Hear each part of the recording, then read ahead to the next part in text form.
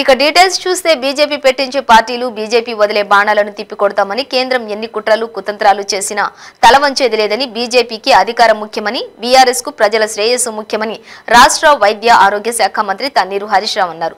జగిత్యాల పట్టణంలో రాష్ట్ర సంక్షేమ శాఖ మంత్రి కొప్పల ఈశ్వర్, జగిత్యాల, కోరుట్ల, వేములవాడ, చొప్పదండి, ఆర్మూర్ ఎమ్మెల్యేలు డాక్టర్ సంజయ్ కుమార్, కల్వకుంట్ల విద్యాసాగర్ రావు, చెన్నమనేని రమేష్ బాబు, సుంకే రవిశంకర్, జీవన్ రెడ్డి, ఎమ్మెల్సీలు కల్వకుంట్ల కవిత, యలగందుల రమణ, భాను ప్రసాదరావు, మాజీ ఎమ్మెల్సీ నారదాస్ లక్ష్మణ్ రావు, జెడ్పీ చైర్మన్ దావా వసంత, సురేష్లతో కలిసి ఈ నెల 7వ తేదీన ముఖ్యమంత్రి కేసీఆర్ జరపనున్న పర్యటన ఏర్పాట్లను పరిశీలించారు.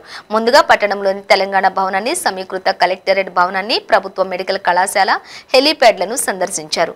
అనంతరం పట్టణ శివార్లోని మోతే మైదానాన్ని పరిశీలించారు. సుమారు 1,00,000 మందితో సీఎం కేసీఆర్ భారీ బహిరంగ సభ నిర్వహించడానికి అవసరమైన పరిస్థితులను ప్రజాప్రతినిధులు, అధికారులు, టీఆర్ఎస్ నాయకులతో కలిసి సమీక్షించారు. మీరు కోట్ల రూపాయలు అప్పు చేసింది దేశానికి. 1 కోట్ల రూపాయలు అప్పు చేసింది మీరు. మీ పద్ధతి ఎట్లుందంటే దొంగతనం చేసిన దొంగనే దొంగ నడిచినట్టున్నది. అప్పుల కుప్పగా ఈ దేశాన్ని మార్చింది మీరు. ప్రతి పౌరుడి మీద 1,24,000 రూపాయల అప్పు చేసింది ఇవాళ బీజేపీ ప్రభుత్వం. ఎల్ఐసి నమ్మిండ్రు, ప్రభుత్వ రంగ సంస్థలు నమ్మిండ్రు, బిఎస్ఎన్ఎల్ ను ఉదేలు చేసిండ్రు, ఉన్న ఉద్యోగాలు ఊడబెట్టిండ్రు, కాంట్రాక్ట్ పద్ధతులు తెచ్చి మళ్ళీ మీరు మమ్మల్ని మాట్లాడతారా? ఇవాళ తెలంగాణలో జరిగిన అభివృద్ధి మీ కళ్ళకు కనబడుతుందా? ఇవాళ ఎంత పంట పండుతుంది తెలంగాణలో, ఎంత అద్భుతంగా ధాన్యాగారంగా ఇవాళ కేసీఆర్ గారు మార్చిండ్రు, కరెంటు ఎంత అద్భుతంగా ఇవాళ కేసీఆర్ గారు ఇస్తున్నారు. అంటే మీరు కొంచెం తెచ్చుకొని మాట్లాడండి. ఏది బట్టి అది మాట్లాడితే నమ్మడానికి ఇది ఎడ్డి తెలంగాణ కాదు, ఉద్యమాల తెలంగాణ, పోరాటాలు చేసి సాధించుకున్న తెలంగాణ. మీరు మీ యొక్క అబద్ధాల ప్రచారాలు ఈ తెలంగాణలో నడవై, మీ గోబల్స్ ప్రచారాల్ని తెలంగాణ ప్రజలు నమ్మరనేటువంటి విషయాన్ని వాళ్ళు గుర్తుపెట్టుకోవాల్సిన అవసరం. అదేవిధంగా ముఖ్యంగా ఈ మీటింగ్ 7వ తేదీ మధ్యాహ్నం 2 గంటలకు పెట్టాలని చెప్పి నిర్ణయం తీసుకోవడం జరిగింది.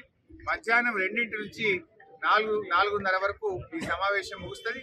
ఉదయాన్నే ముఖ్యమంత్రి గారు జగిత్యాల పట్టణానికి చేరుకొని ముందుగా పార్టీ కార్యాలయం ప్రారంభోత్సవం, ఆ తర్వాత మెడికల్ కాలేజీ శంకుస్థాపన, ఆ తర్వాత కలెక్టరేట్ ప్రారంభోత్సవం తర్వాత జిల్లాలోని ప్రజాప్రతినిధులు, అధికారులతో సమావేశం, తదనంతరం ఇక్కడికి చేరుకొని పబ్లిక్ మీటింగ్ లో ముఖ్యమంత్రి గారు ప్రసంగించి తిరిగి ఇక్కడి నుంచి వెళ్లడం జరుగుతుంది. సో ఈ షెడ్యూల్ అంతా కూడా గౌరవనీయులు ఈశ్వరన్న గారు ఇప్పటికీ అంతా కూడా ఫైనల్ చేసి అన్ని ఏర్పాట్లు కూడా వారు చేయడం జరిగింది. అయితే దీన్ని ఇంకా కొంచెం బెటర్ గా చేయడానికి ఏమేం చేయొచ్చు అనేటువంటిది ఇవాళ మేమందరం కూడా ప్రజాప్రతినిధులం, జిల్లాలో ఉండే గౌరవ శాసనసభ్యులు, శాసన మండలి సభ్యులు, సీనియర్ నాయకులు అందరం కూడా కూర్చొని చర్చించుకోవడం జరిగింది. ప్రజలు చాలా ఉత్సాహంగా ఉన్నారు. ఎంత పెద్ద ఎత్తున వీలైతే అంత పెద్ద ఎత్తున మరి జనాన్ని తప్పకుండా తీసుకొని వస్తామని చెప్పి గౌరవ శాసనసభ్యులు అందరూ కూడా చెప్పారు. మాకు కూడా సంపూర్ణమైన నమ్మకం ఉంది. టీఆర్ఎస్ కార్యకర్తలు, శ్రేణులు ఇలా అద్భుతంగా ఉత్సాహంగా ఇలా కదులుతా ఉన్నారు.